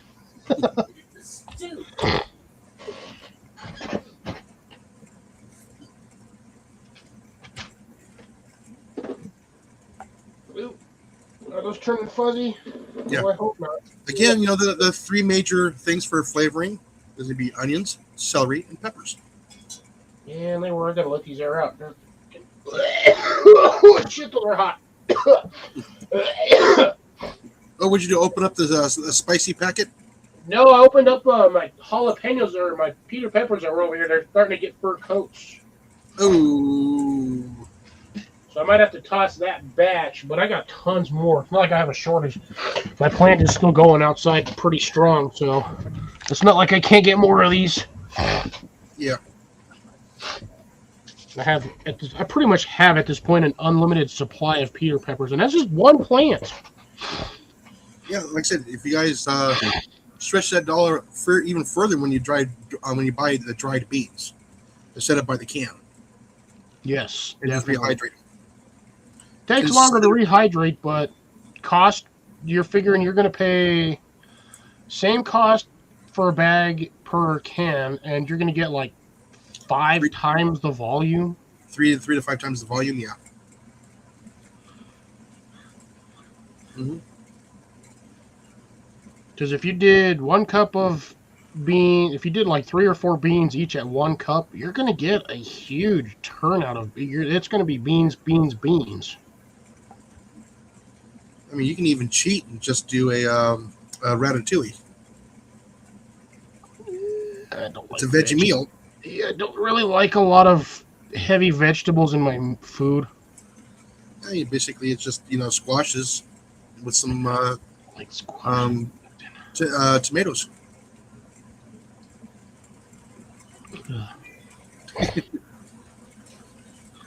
It's not bad. Then you put little slices of ham in there.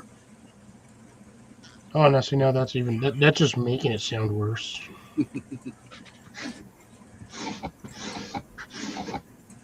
It's just time consuming. Usually making anything with beans and as a soup or whatever, it usually is time consuming. Yeah, so I knew that as a ham and squash casserole when I was growing up. Ugh. Casserole usually has either a crust of some sort or a top crust. Usually, yeah. Or no, it's just cooking the casserole dish.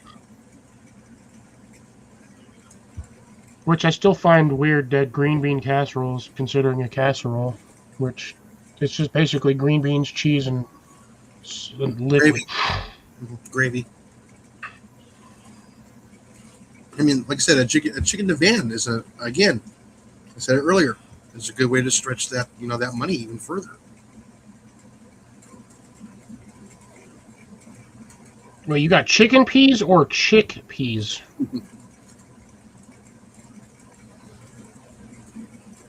I think she's talking about chickpeas. Yeah, I think that's what she meant too, is chickpeas. Mm-hmm. Yeah, see, I would love to get to the point where I can start filling large jars of freaking the stuff that I grow. Yeah. And then I would know for sure that even in an absolute emergency situation, I would have enough backup to start an entire freaking farm. Yeah. Okay, that's what we figured, Deb. Yeah. I will be right back. Oh, he's leaving me here again. I got to do the same thing he's got to do, but he beat me to it. I've been holding it in technically. Did I put it over here? Maybe did I stick it over here? Nope, I did not. I will find that packet somewhere. And I will figure it out on what the actual ingredient listing is for said item. I'm trying to read the ingredient list here off of this, and it doesn't really have any ingredients. It says, oh, there's the ingredient listing. Tomatoes, tomato paste, and looks like citric acid. It's basically ground up dehydrated tomatoes, and then citric acid. Or, I mean, technically tomato sauce or soup, and then you just boil it down until there's nothing left.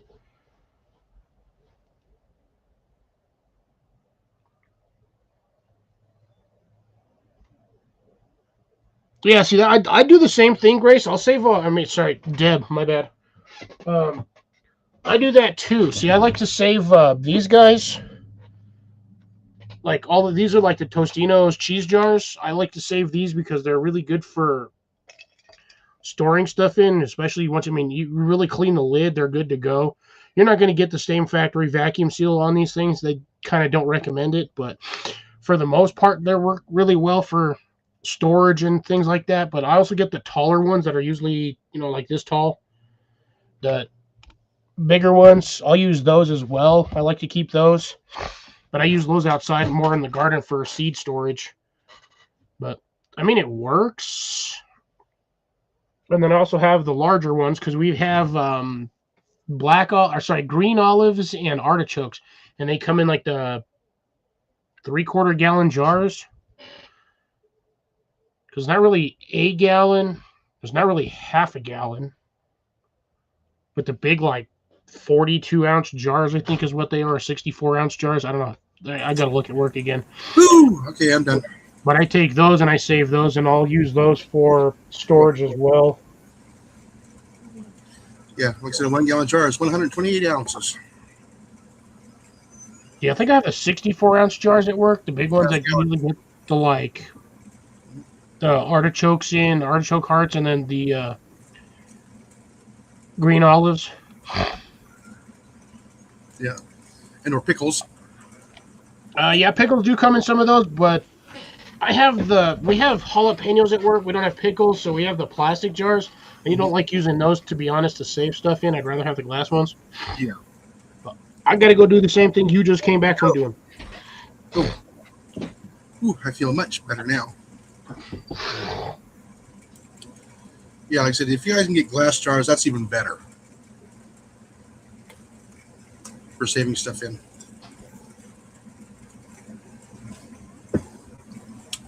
Yeah, let's see. So anybody have any ideas on names of dishes that they want to do or look into? Just type them into the chat.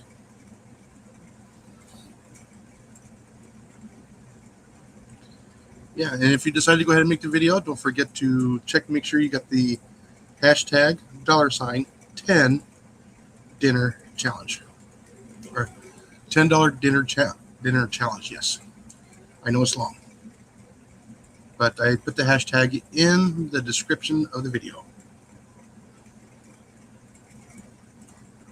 So I haven't quite decided exactly what I'm going to do. I don't know if I want to do something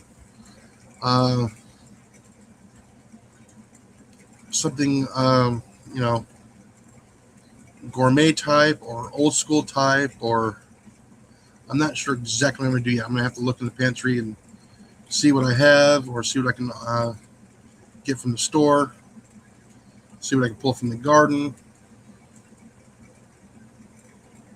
I know I used up my Anaheim peppers yesterday. And forget about making a shrimp meal. Just those bags are expensive alone as it is. But there's no jalapenos. I know. I couldn't get any yet. There's no jalapenos. I can hear it on the skylight. All right, he's back.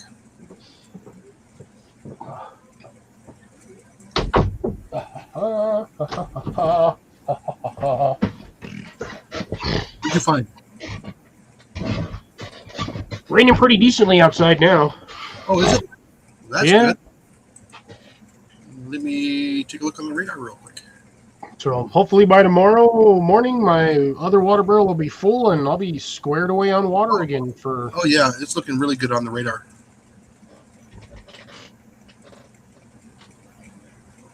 No lightning, though.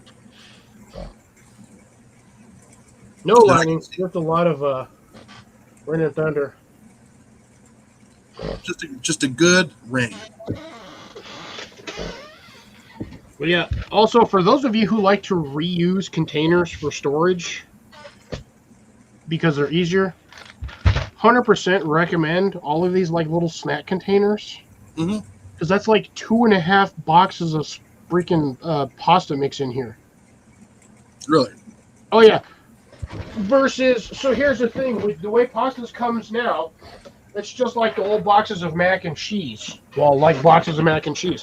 So you get a paper box, little plastic window, but that's it. It's the whole box is paper. There's no liner on the inside. There's nothing. Nothing So to if prevent there's the any- weevils. Huh?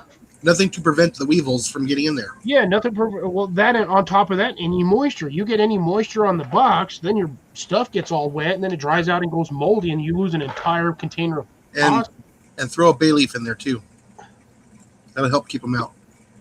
Yeah, that's why I use these things. You just got to make sure that when you do it,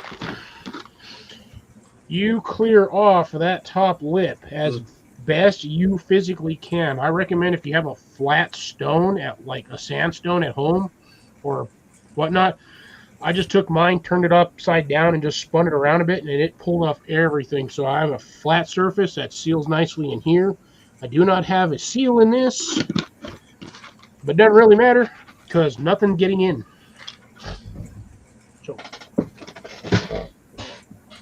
just to be frugal, you can do that, and it'll save you a headache down the road when you go to cook a bag of pasta and there's like 40,000 bugs in it.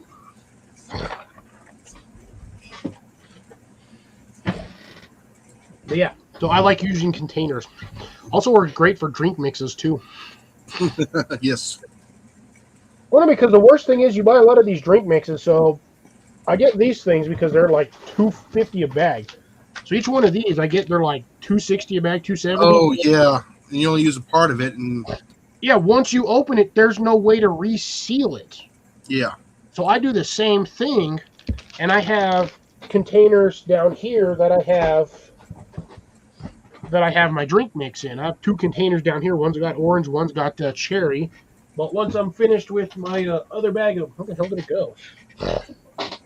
Once I'm done with my other container that I just bought today, that'll be the fruit punch mix, and then I'll have. I mean, I could just when I need them, I'll just go buy 3 bags, and that'll hold. Each one of those will hold like 3 bags. So good, basically good RRR, reduce, reuse, recycle method. Yeah. Kind of Repurpose. wish the bags came in a different manner, but that's going to be hard to recycle those because that's technically Mylar. Yeah. It would be nice if they had the little zip closer on them too. Yeah, I know my drink mixes come when I get them from the Ready Hour place, but sometimes those Ziplocs are not aligned properly, so once you open it, you're kind of screwed. But I'll do the exact same thing with those. I'll pour them into another container. Excuse me. Your gazoon's loose. But so, yeah, I'll just throw them in another container so I'm not wasting all my stuff and letting it get all nasty and hard. Because once that stuff gets any sort of moisture in there and it dries, it is a brick. Oh yeah. And good luck getting that stuff out there. Yeah, so apparently nobody's typing anything in the chat. What they want to do. No. I think at this point everybody's feels that doing stuff like that, I guess, is for poor people, and they want to say they're not poor, but come on, man. That's how you budget stuff for, things you want. So if you want to buy a new car, this is how you got. That's your budget that you got to work with. That's the budget you got to work with. Yeah, like I said, if you want a new greenhouse, if I want a new air rifle, yeah. I really want to win first place. Mm-hmm. I would have actually gifted the greenhouse. No, would you? I would have gifted. I would have kept the towers, and I would have gifted the greenhouse. How many towers were they giving away? It was for first place. It was 2 towers and the greenhouse. Yeah. Second place was 1 tower. Third place was the $100 off of a tower. When you purchase it, yes. Yeah, did not. Which everybody else got. looking at that. Yeah. But they did say it was like 1 first place winner, like 2 second place winners, and like 9 third place winners. No, I think it was 9. I think it was everybody who entered got $100 off. Could be. Mm-hmm. I would have done that. It would get a sale. Yeah, they'll get. I'm still debating on whether or not I want to actually pull the trigger on it. I mean, I can do a lot with that, but at the same time, I feel like other people around me might benefit from it more than me. Mm-hmm. And if I gift them a $300 planter, you know what? At least I did my due diligence and I tried to help somebody. Yeah. I can't say I did wrong. I can't say I, just been like middle finger to whatever. Mm-hmm. So I would have tried to help out somebody. Mm-hmm. Figured somebody around here would need one. Maybe one of the YouTube followers doesn't have a large floor plan to grow food on. They could grab one of these towers and grow it out on a patio or something. And every day just go out there and rotate it. I almost want to see if there's a way to automate the rotation on there so it like just cycles throughout the day. Mm-hmm. I mean, there might be a way. Actually, no, I think you could do it. 12-volt motor. No, just every time you walk by, just give it a turn. Then you're going to walk by it, though. That's the thing. Yeah, if it's on now, is it on Lazy Susan or is it on casters? I don't know. It didn't really specify. It didn't really give any. Sorry. It didn't really give any like specifics. Let's see if it's got any. Ah, damn it. It's made out of HDPE, non-toxic BPA, and PVC-free plastic. What's up, Dan? We're doing good. We are currently checking on a substructure for a container. Yeah, it just says rotating tower or garden tower 2 is a composter that grows 50 plants in 4 square feet nearly anywhere. Well, let's show them so that people know at least what we're talking about. I can do that. I might be by the right button, my dumbass. There we go. So this is what a lot of people recently entered. Some of us only had about 3 days because that's when we got the notification. So basically, you get this. What is that? A 5-tier plant, 6-tier planter, technically. Yeah. Yeah, it's supposed to hold like what, 50 plants? Yeah. So a 6-tier planter, holds about 50 plants, give or take. And then, essentially, I don't know if it is it. Okay, yeah, it does rotate on the screen. Okay, so you get this little rotate thing here on the screen. So it doesn't auto-rotate on its own. They just have it set this way for the image. But it does have a 360-degree view, so you basically just throw all your plants and soil in there, and you have 50 plants that you can grow. A couple of things of lettuce, maybe some strawberries, root vegetables. Lettuce. Yeah, lettuce, carrots, kohlrabi, your collard greens. I don't recommend doing a sweet potato in there because that'll kill the Oh, flower. Resilient 6 cubic foot vertical soil base alternate to expensive and difficult hydroponic systems. That would really. Damn, that thing weighs almost 220 with moist soil. Wow, that's quite a bit. So it's 43 inches tall, 24.5 inches wide, and empty is 36 pounds. And it's got the composter in the center of it. Composter in the center, and then you get your compost tea down here on the bottom. You pull it out and put it in whatever you need to.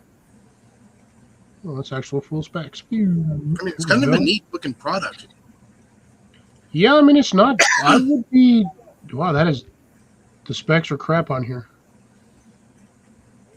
Let's see if I can figure out if there's any information other than I would like to know what the damn thing uses for. Okay, so there's a gallery. Let's see what we got. So it's just YouTube gallery videos. So, and the thing is with this is you don't necessarily have to do it all 5 tiers or all 6 tiers. That one seems photoshopped with the camel in it. Some of the rest of these look kind of sort of more legit than anything else. I would not want to do mine with the wheels on there. That just seems like a failure point. But for those of you who, again, don't have a lot of planter space, this would work great. Or, sorry, if you don't have a lot of garden space. And again, you don't necessarily have to stack this all the way to the max of its height. So everything comes in sections, and same with the center pipe, which is the composting aspect of it. That breaks down into the same amount of segments that you have for each tower or each tier. So right here you can see that centerpiece. Oh, there we go. Can I zoom in further? Oh yeah, there we go. Yeah, what Cliff was explaining earlier is you can put your kitchen scraps in there, and then you get a little worms to break it all down for you. Yeah, don't get what is it, the fishing store worms? Just get go from an actual grower that does like stuff and get you like red wigglers and just throw a container of them in there. No compost. Freaking compost. Yeah, freaking listening to too many foreign gardeners.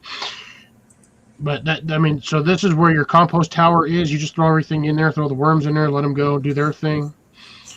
And again, this center section is segmented the same as the tower layers. So again, you don't necessarily have to have it all 5 layers. You can have it 3 layers if you only need so much. If you're not trying to grow enough food to feed like 14 people. But just from this image alone, I can tell you they have right here strawberries. Some sort of collard green here. This is lettuce. You've got basil right here, and I can definitely tell that's a tomato plant. Yeah, see, so you can do a strawberry tower if you wanted to. There's a dog sniffing, but Oh, that's actually a good way to stabilize it too, using patio squares or hexagons in this case. Yeah, looks like it's only got 3 feet.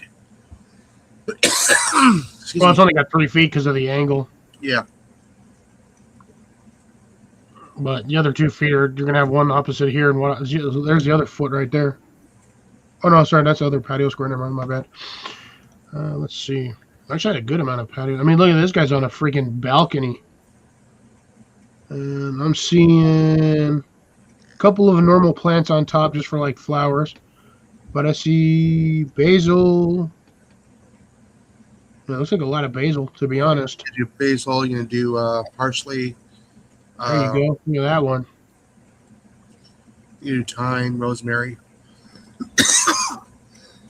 Excuse me. There's like kohlrabi. Oh my god. Nope, that planter's hosed.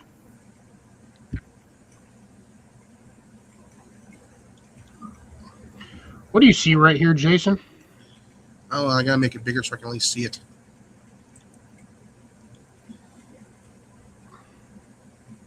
Oh, mint.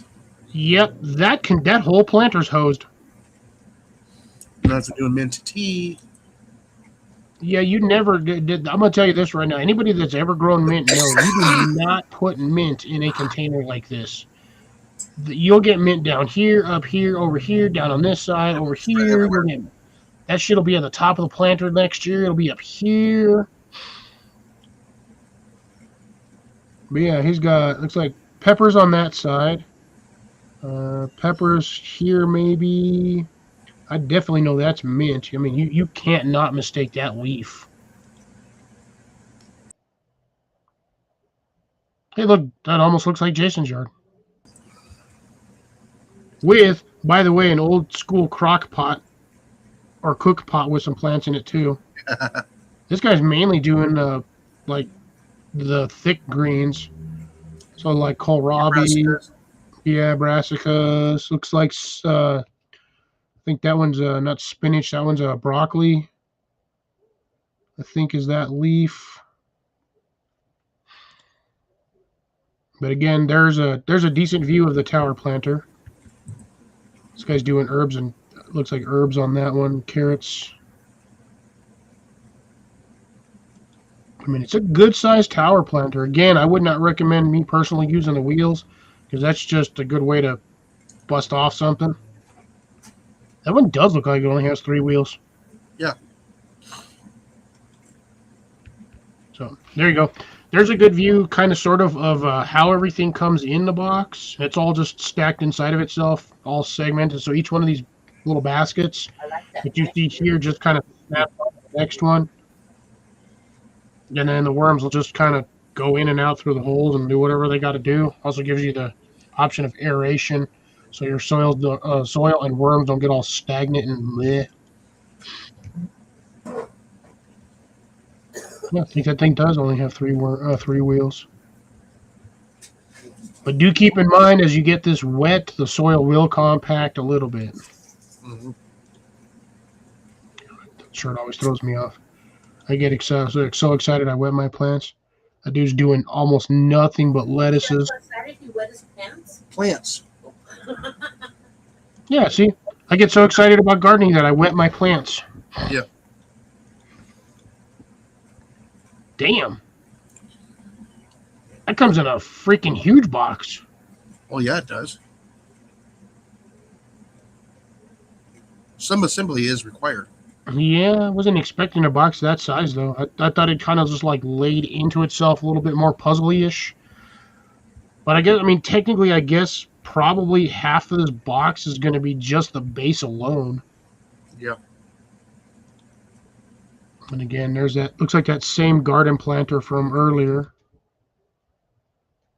That one needs water. Oh, there's rosemary right there. You got basil here on this side. Tomato plant way up here for some reason. Onions. Lettuce is down here on the side. And I'm looking at this plant picture on the small side. Yeah, you can put chives on there. You can put your, what was it? All your spices and herbs in there. The onions. Stagger them so they don't coincide with each other. Mm-hmm. Oh, these are going to be. I know that leaf. I think it's a bean.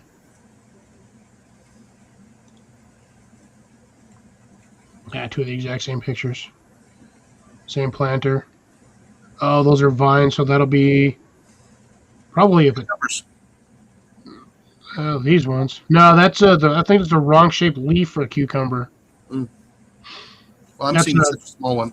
that's that heart shaped leaf, and Oh, it's Oh, damn it. I'm trying to remember what plant that is. Oh, I should know that plant. I should really know that plant. Dude, I think these are beans. I think those are beans. yeah. I don't know why you would put beans in there, though, personally, because beans like to climb. They don't like to hang. Yeah, those look like beans. Now, if It it's could a be bush beans. bush bean, yeah, if it's a Yeah. bush bean, it's not a problem. Yeah. Ah, damn, look at that broccoli's all mad huge. If you want, you can put cilantro in there. Yeah, cilantro would work good, too. So there's them kind of putting the dirt in there and kitchen scraps down the center pipe. Or if you really want to, you can just do this and bring in all the bees.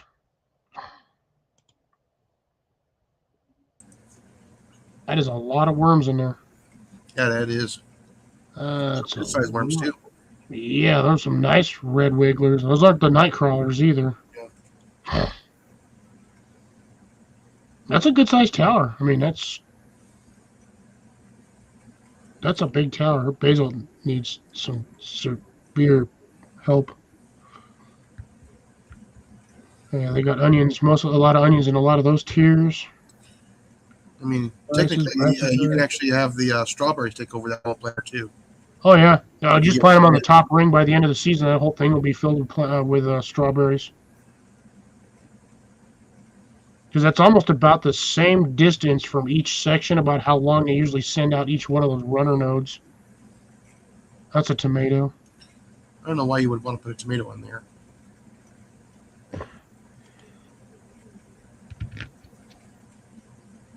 Oh, I should know that leaf too. I really should. Oh, damn. I'd probably consider that just an herbal garden. I don't know if I put main vegetables in there like peppers or anything else. Because you still have to tether them up so they keep them from falling over. And snap. Yeah. Yeah, I would say at best tower and herb tower. Yeah. Or if you're going to strawberries. Well, I don't know. This one's not too bad. That guy's got basil, but that's all at the top. Mm-hmm.